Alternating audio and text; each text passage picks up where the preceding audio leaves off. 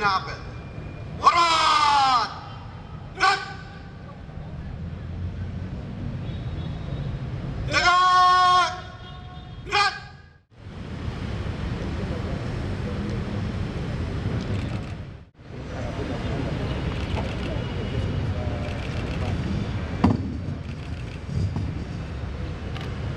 Penghormatan Kepada pembina apel. Hormat! Gerak! Tegak! Gerak! laporan pemimpin apel.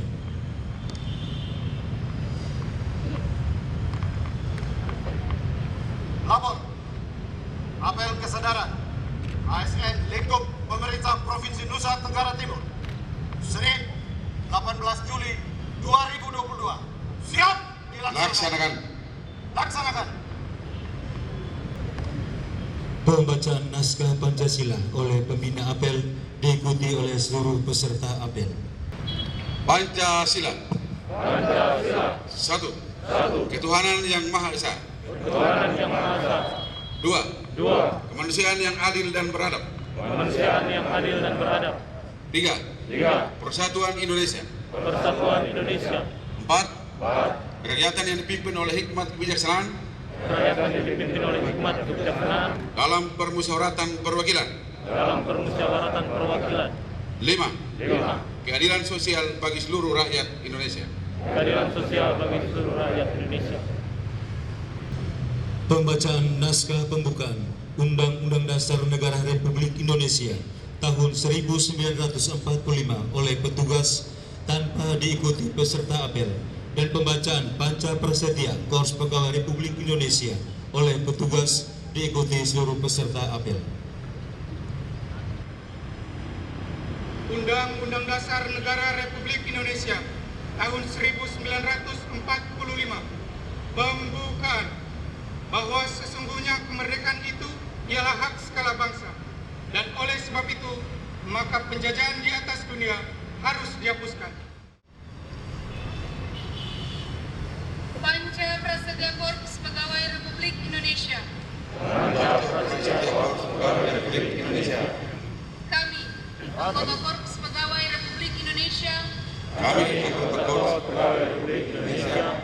adalah insan yang beriman dan bertakwa kepada Tuhan Yang Maha Esa.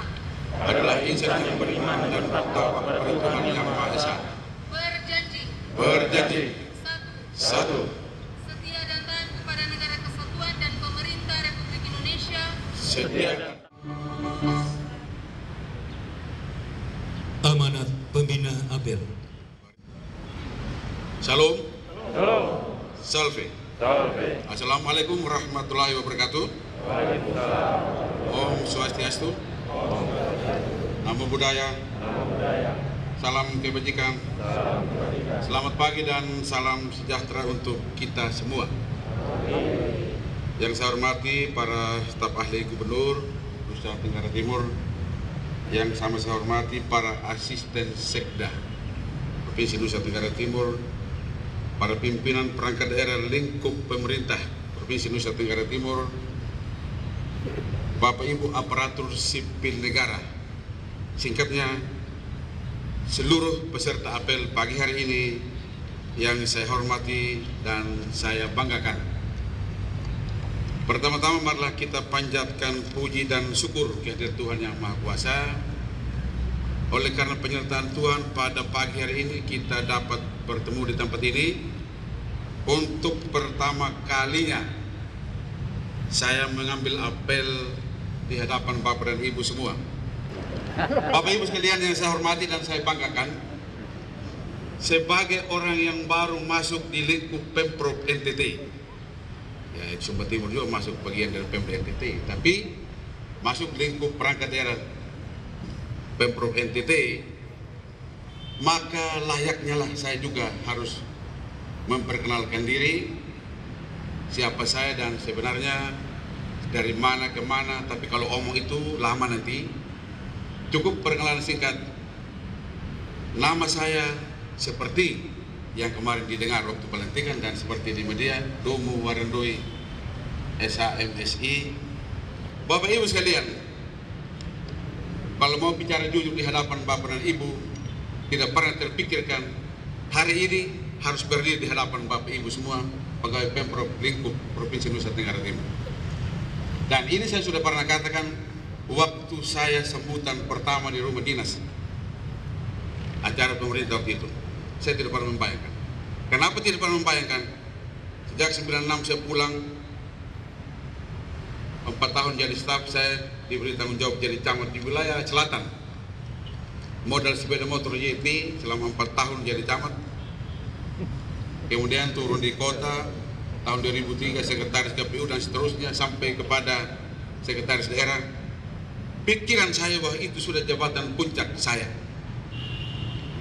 Bapak Ibu, kalau Tuhan berkata lain, tidak ada orang yang menolak, siapapun kita. Karena itu kehendak Tuhan sajalah saya ada di hadapan dari Bapak dan Ibu semuanya. Karena itu saya pernah katakan di rumah dinas, sehubungan dengan saya tidak pernah memikirkan ini, maka saya harus memberi harga yang pantas atas jabatan yang saya terima ini. Harga yang pantas seperti apa? Waktu sumpah itu tangan di atas Alkitab, jari dua pada Tuhan. Ada 8 sumpah, selain disaksikan oleh semua yang hadir, juga disaksikan oleh Tuhan yang Maha Kuasa.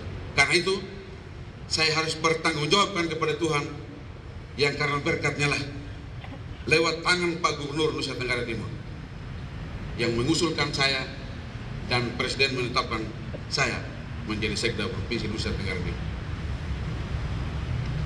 Yang kedua, cara memberi harga yang pantas. Yang kedua, tentu kepada pejabat yang memberikan jabatan ini.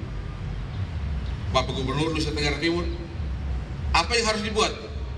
Loyalitas, dedikasi, profesional, dan berani mengambil keputusan. Bapak Ibu sekalian, tidak ada kata lain yang namanya pejabat struktural. Mulai dari JPT, Pratama, administrator, pengawas, yang mendapat jabatan harus dipahami bahwa jabatan itu bukan hak ASN. Sekali lagi, jabatan bukan hak ASN. Jabatan adalah kepercayaan pimpinan, dan sepanjang jabatan itu tidak dipercayakan lagi kepada kita, pimpinan mencabutnya, hormat penuh diberikan.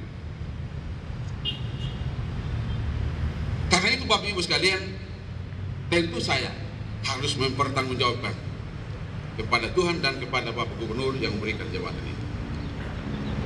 Cara mempertanggungjawabkan saya katakan tadi. Wujud itu Bapak Ibu sekalian, saya masuk hari pertama langsung rapat dengan para asisten, staf ahli. Waktu itu ada 1 yang hadir, 2 ada tugas luar, kepala biro, kabak, dan ada kesubag dan ada pejabat fungsional. Apa yang saya katakan pada waktu itu? Saya katakan begini, saya tidak mau tanya kerja yang lalu itu macam apa. Kenapa? Tentu saja di bawah kepemimpinan senior saya itu sudah mengendalikan, sudah mengkoordinasikan tugas-tugas terkait dengan penyusunan kebijakan, pengordinasian administrasi pelaksanaan tugas perangkat daerah dan pelayanan administratif lainnya dalam rangka membantu kepala daerah dan wakil kepala daerah, sehingga saya dapatkan NTT, Pemprov NTT hari ini seperti ini dalam kondisi yang menurut saya sudah berjalan dengan baik. Saya tidak katakan yang lalu apakah seperti ini, tidak.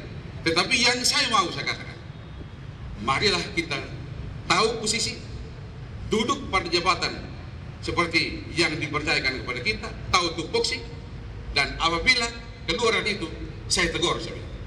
Itu pernyataan saya. Kenapa saya tegur? Tugas saya untuk mensinkronkan, mengkolaborasikan, mengkoordinasikan, karena itulah tugas sekretaris daerah. Dan saya sendiri tahu bahwa tugas sekretaris daerah adalah membantu kepala daerah dalam penyusunan kebijakan dan pengkoordinasian administrasi pelaksanaan tugas-tugas perangkat daerah dan pelayanan administratif lainnya. Karena tidak mungkin sekali-sekali sekda bertindak sebagai wakil gubernur dan gubernur, tidak akan. Kalau diperintahkan mewakili, ya. Tetapi bahwa itu sekali-sekali di struktur tidak akan naik ke atas, tidak boleh. Begitupun kita yang lainnya. Saya tidak katakan bahwa yang kemarin seperti apa, tidak. Yang saya mau seperti itu. Supaya orang jangan tanya, apa sih, bagaimana sih maunya ini sekda yang partai? Itu yang saya mau. Dan saya ingin mengkoordinasikan seluruh tugas-tugas perangkat daerah yang dibantu oleh para asisten, kepala biro-biro ada yang sifatnya pelayanan, ada yang sifatnya koordinasi, dan itu kami akan jalankan fungsi yang baik. Karena itu di hadapan Bapak dan Ibu semuanya, saya katakan bahwa yang namanya pejabat, jabatan itu bukanlah hak, tapi kepercayaan. Saya kira kita juga tahu semua dan ini berjalan. Tetapi sebagai orang baru, perlu juga saya katakan. Karena itu Bapak dan Ibu sekalian, dalam kaitan dengan mewujudkan loyalitas, dedikasi, profesional, dan berani mengambil keputusan, salah satu yang sederhana, yang menurut saya sederhana ini, apel ini, masih ada hal-hal lain yang penegakan disiplin, adalah setiap bulan saya katakan apel kesadaran. Setiap Senin di semua perangkat daerah apel pagi. Apa maksudnya? Cek kekuatan kita saat itu, seberapa banyak ASN untuk menyelenggarakan tupoksi di unit itu, dan tugas-tugas yang menjadi tupoksi kita laksanakan dengan baik. Itu fungsi apel, mencek kekuatan kita. Oleh karena itu saya katakan bahwa di Senta ini seluruh yang satu atap tiap Senin kita apel, tiap tanggal 17 gabungan. Mudah-mudahan hari ini semua kita yang namanya ASN, lingkup Pemprov semua ada. Yang paling tahu adalah pimpinan perangkat daerah. Karena itu pengendalian disiplin di perangkat daerah itu wajib hukumnya. Wajib hukumnya. Karena itu Bapak dan Ibu sekalian yang saya hormati, saya ingin mengajak kita semua untuk lebih meresapi dan merenungkan makna dan tujuan dari apel kesadaran ini. Apel kesadaran diselenggarakan setiap bulan, yang saya katakan setiap Senin di unit kerja masing-masing, dan setiap bulan satu kali sebagai apel kesadaran. Dimaksudkan agar penegakan disiplin ASN kita jalankan. Kita jangan memandang sebagai sesuatu yang formal, biasa saja atau rutinitas, tetapi merupakan suatu kesadaran bersama untuk dapat membangkitkan semangat dalam upaya meningkatkan kinerja kita sebagai abdi masyarakat yang mempunyai fungsi utama memberikan pelayanan yang maksimal pada masyarakat. Reformasi birokrasi kita tegakkan, reformasi birokrasi di mana-mana kita serukan untuk kita cepat capai reformasi birokrasi. Visi reformasi birokrasi adalah terwujudnya pemerintahan kelas dunia. Pemerintahan kelas dunia adalah pemerintahan yang ASN-nya atau semua kita yang ada di Republik ini harus profesional, berkinerja tinggi, mampu memberikan pelayanan yang prima kepada masyarakat, tidak KKN, dan tidak memilih kasih, dan seterusnya, dan seterusnya. Semuanya yang baik-baik. Kapan kita wujudkan? Tentu kita harus berusaha. Yang sederhana perlu kita lakukan, mulai dari sederhana sampai yang paling berat. Tapi ini yang sederhana dilakukan di sini tiap bulan, tiap Senin di unit kita kerja masing-masing. Kalau itu kita bisa lakukan, gagal kita. Karena itu di dalam undangan itu dikatakan bahwa membawa absen masing-masing.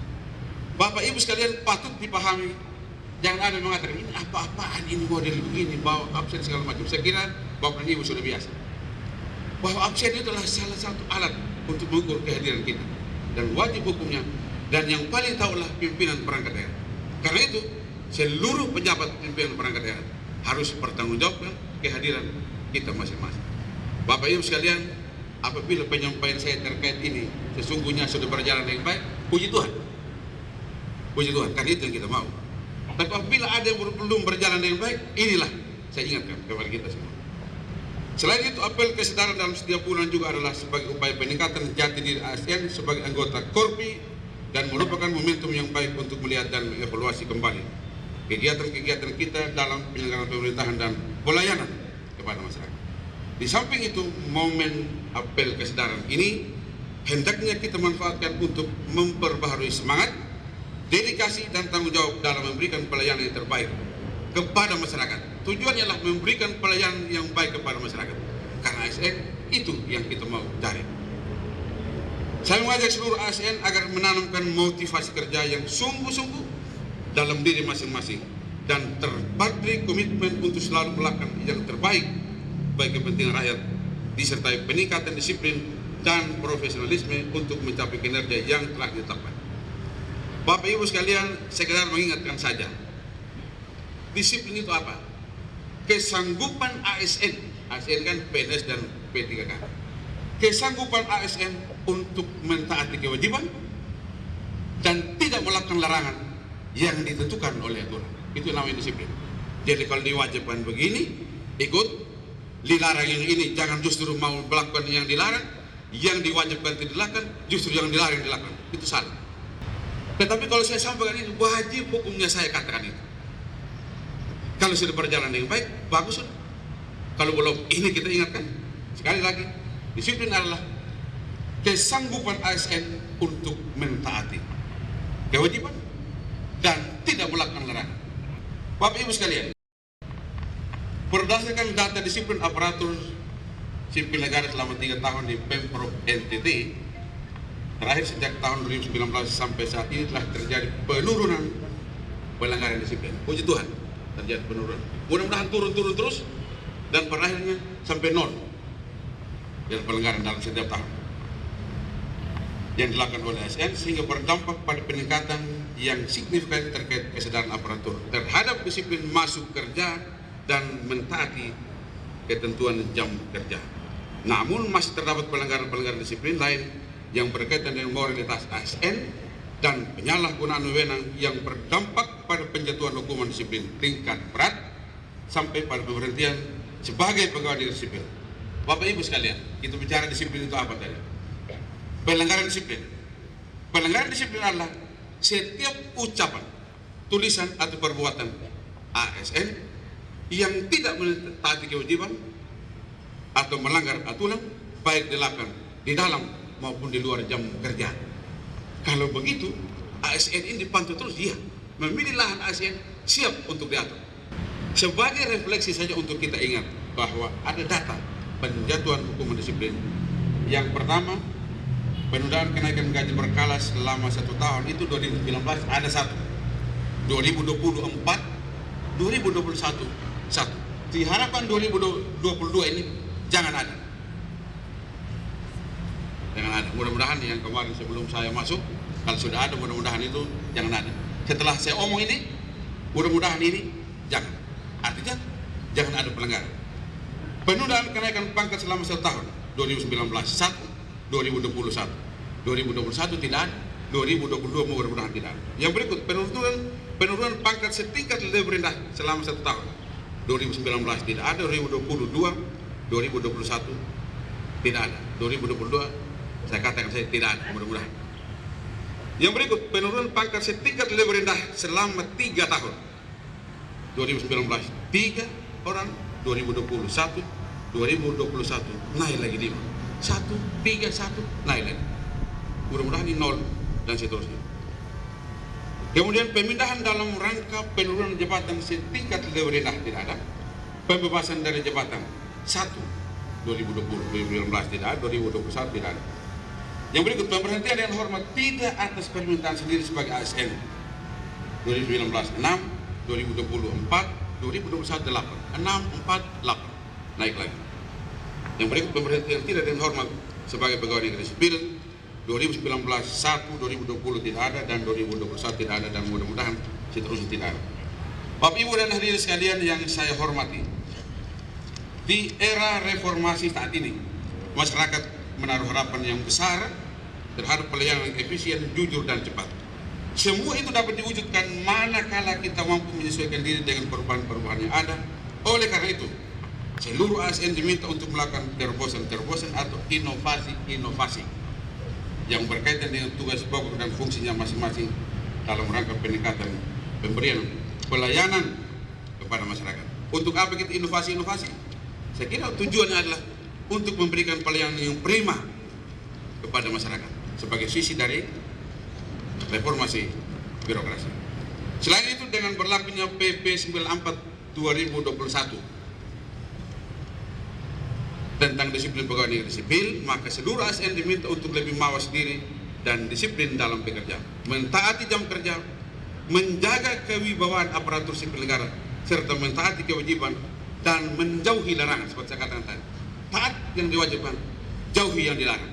Jangan dekatkan yang dilarang, justru melakukan yang dilarang, lalu ya kewajiban tidak dilakukan. Jangan begitu, sebaliknya. Tidak dapat dipungkiri bahwa belum semua pegawai negeri sipil mentaati ketentuan tersebut. Ya, kita akui bahwa tidak semuanya. Karena itu, yang namanya manusia omong hari ini, sebentar baru belakang lupa juga. Tapi yang namanya pimpinan wajib hukumnya untuk mengingatkan bahwa antara lain ketentuan masuk kerja dan mentaati jam kerja. Pegawai negeri sipil tidak masuk kerja tanpa alasan yang sah tentu akan berdampak terhadap berkurangnya kinerja pelayanan kepada masyarakat. Masih sering dijumpai keberadaan pegawai negeri sipil di tempat-tempat umum pada saat jam kerja. Hal tersebut tentunya akan mengakibatkan kerugian negara yang telah mengeluarkan anggaran untuk membayar gaji setiap bulannya. Sementara kontribusi pekerjaan pada negara dan masyarakat tidak bisa diberikan. Dalam ketentuan peraturan pemerintah nomor 94 tahun 2021 ini, pegawai negeri sipil yang malas tentunya akan mendapat sanksi yang jelas dan tegas. Karena setiap ketidakhadiran akan diakumulasikan dan sanksi yang diberikan mulai dari tingkat ringan, sedang sampai pada tingkat berat, yaitu teguran lisan pada sanksi berat berupa pemberhentian dengan hormat tidak atas permintaan sendiri atau pemberhentian tidak dengan hormat dan seterusnya yang terkait dengan ini. Maka jika tidak masuk kerja tanpa alasan yang sah 28 hari kerja atau lebih dihitung secara kumulatif dan 10 hari secara berturut itu diberhentikan tidak dengan hormat. Bapak Ibu sekalian, kalau saya baca ini bukan ada ancam-ancam, tidak. Jangan di mana itu, ini ancaman, tidak. Kita baca aturannya begitu. Kita baca supaya kita jangan terjerumus di aturan ini. Yang aneh, kita sudah baca aturan, justru kita kena. Berarti apa yang kita baca itu kan begitu. Selain itu, keterlambatan pegawai negeri sipil masuk kerja atau pulang lebih cepat akan diakumulasi 7,5 jam, sama dengan tidak masuk kerja tanpa berita 1 hari. Bapak Ibu sekalian, kenapa ini saya katakan dan saya menjadi topik pertama dalam pertemuan ini, dalam apel hari ini? Saya kira kondisi NTT saat ini, kemiskinan ekstrem, stunting, gizi buruk, gizi kurang dan seterusnya.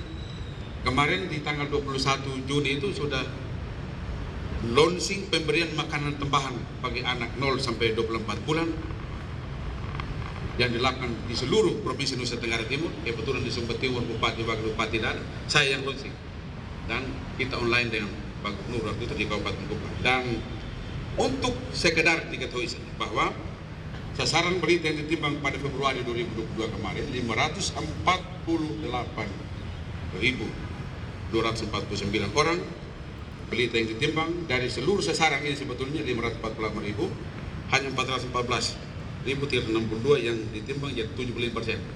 Yang masih ada 25% itu nanti kalau ditimbang bulan Agustus dia akan muncul lagi baru dan pasti naik lagi angka stunting.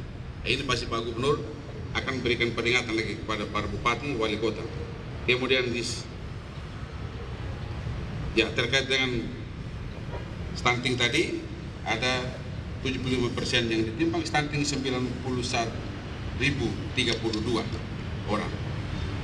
Bapak Ibu sekalian yang saya hormati, sehubungan dengan kondisi Nusa Tenggara Timur seperti saya katakan tadi, kemiskinan ekstrem, kemiskinan stunting, maka dalam RKPD tahun 2023, walaupun saya belum ada di sini dalam penetapan RKPD karena musrembang itu sudah selesai dan sudah penetapan RKPD, bahkan kita mau masuk pada pembahasan UAPPS sesuai dengan rapat kemarin, sudah diputuskan di Banmus akan penyerahan UAPPS 2023 pada tanggal 25.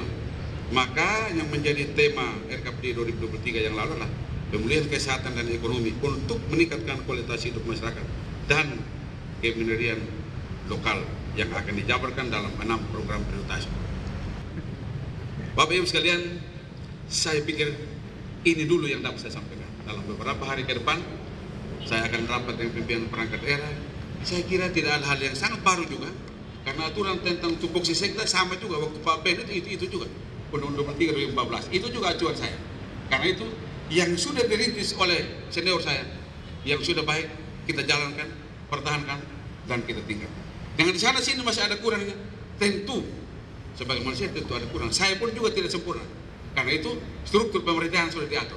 Gubernur, wakil gubernur, sekda, para asisten yang membantu sekretaris daerah. Di bawah para asisten ada yang namanya kepala biro. Sudah jelas. Sehingga kalau ada kurang-kurangnya, ya jangan kurang itu yang diomong terus. Benahi yang kurang, supaya menjadi positif, menjadi semangat baru untuk kita sama-sama maju. Saya kira ini yang dapat saya sampaikan, dan Bapak Ibu sekalian, apabila ada hal yang kurang berkenan yang saya sampaikan ini, mohon maaf. Ada yang mungkin rasa, Pak, ini kalau disampaikan begini. Bagi saya omong apa adanya karena tidak ada tujuan lain. Hanya tujuan untuk bagaimana mengkoordinasikan seluruh tugas-tugas ini untuk mendukung pencapaian visi misi kepala daerah dan wakil kepala daerah NTT bangkit, mewujudkan masyarakat sejahtera dalam bingkai NKRI dengan menetapkan target-target RPJMD 1 periode kepemimpinan. Itu yang kita capai. Dalam sisa 1 tahun sampai September 2023, tentu saya akan berusaha maksimal. Kalau saya sendiri berusaha, tidak akan mungkin, karena saya seorang diri. Karena itu struktur pemerintahan sudah jelas. Ada perangkat daerah. Yang berikut, saya tambahkan sedikit terkait dengan koordinasi kita dengan lembaga DPRD. Saya kemarin, waktu rapat Panmus, Ibu Pimpinan Perangkat Daerah, saya katakan begini, kalau rapat komisi, kalau semua ketua komisi panggil satu-satu pimpinan perangkat daerah, saya katakan rentang kendali dari seorang sekretaris daerah, para asisten yang membantu Pak Gubernur tidak ada. Waktu selesai Panmus penetapan jadwal, saya minta bicara di Ibu Wakil Ketua. Ibu Wakil Ketua, saya hanya dengar apa betul ini, kalau ini tidak betul, maafkan saya karena saya orang baru, tetapi lebih baik saya omong daripada tidak omong. Bahwa semua ketua komisi 1 sampai 5 kalau rapat komisi berhadapan langsung dengan pimpinan perangkat daerah. Saya katakan begini, kalau dapat asisten 1, 2, 3 kepala Bapenda, BKD pada keuangan daerah di masing-masing kelompok itu, masing-masing komisi itu harus ada yang berhadapan pimpinan perangkat daerah kepada komisi. Itu adalah beliau ini yang masing-masing kita tugas. Setelah selesai rapat komisi, laporkan kepada saya bahwa yang berkembang di komisi 1, 2, 3 ini, perlukah rapat koordinasi kita pemerintah untuk memecahkan itu? Mari kita lakukan. Atau kita tidak bisa selesaikan, perlu lapor Pak Gubernur, kita lapor. Saya katakan begitu dan direspon. Karena itu Bapak dan Ibu pimpinan perangkat daerah, apabila ada yang dipanggil-panggil, telepon saya. Karena saya sudah ngomong, saya bukan apa-apa. Ini saya kira yang namanya koordinasi vertikal horizontal itu perlu kita lihat tata aturannya, tata kerama, sehingga pimpinan perangkat daerah tidak hanya sendiri, seolah-olah tidak ada apa-apa yang diterima anggaran sana. Nah, oleh karena itu kalau ada hal-hal yang menjadi masukan, perlu penambahan anggaran, kita bahas bersama-sama. Perlukah kolaborasi lintas sektor terkait dengan persoalan yang diangkat dalam rapat komisi, itu kita bicarakan. Tidak hanya satu perangkat daerah saja. Atau jangan sampai anggaran sudah ada, hanya karena dinas itu tidak ada di situ, lalu dikatakan ini tambah, mungkin ada di unit lain. Ini hal yang saya sampaikan kemarin dan diterima dengan baik oleh Ibu Wakil Ketua. Saya katakan begini, saya bukan apa-apa. Kalau ini sudah jalan, oke. Dan juga dikatakan setiap rapat banggar, jarang itu lengkap. Saya bilang begini, pengguna anggaran jangan hanya cepat atau rajin merancang anggaran. Ketika mau mempertanggungjawabkan, susah di sini, senang di sana. Saya bilang jangan. Mari kita sama-sama mulai dari perencanaan, alur pengelolaan keuangan daerah. Permendagri 77 2020 tentang pedoman pengelolaan keuangan daerah. Mulai dari perencanaan, penganggaran, pelaksanaan, penata usahaan, pelaporan, pertanggungjawaban, pengawasan. Kita ada bersama-sama. Saya katakan begitu. Sehingga di rapat komisi, rapat banggar, kemudian pemenangan umum fraksi, jangan sampai pimpinan perangkat daerah lepas sekda dengan asisten saja. Kalau itu yang terjadi, senang di sana, susah di sini. Eksekusi di sana, di sini nonton. Eksekutornya kan pimpinan perangkat daerah. Bapak Ibu sekalian, mohon maaf kalau agak lama, itulah pertemuan pertama. Dan atas seluruh perhatiannya, saya ucapkan terima kasih. Terima kasih Ibu Kepala BKD, Kakak Ina, terima kasih banyak. Begitu saya rencanakan apel, beliau langsung, ya kita buat surat. Terima kasih. Saya kira kebersamaan ini. Bapak Ibu sekalian, kalau ada yang kurang dalam saya mengkoordinasikan atau dalam memimpin birokrasi ini, katakan kepada saya. Karena saya juga bukan segala-galanya saya bisa lakukan. Terima kasih. Salam. Salve. Wassalamualaikum warahmatullahi wabarakatuh. Om Santi Santi Santi Om. Namo Buddhaya. Salam kebajikan. Salam sehat untuk kita semuanya. Terima kasih. Siap! Gerak! Laporan pemimpin apel.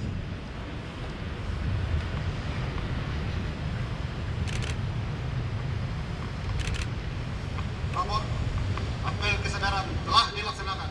Laporan selesai. Terima kasih dan bubarkan. Siap, bubarkan.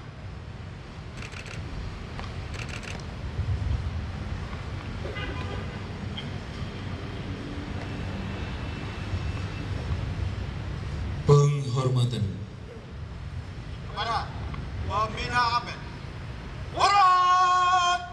Gerak! Jaga! Gerak! Pembina apel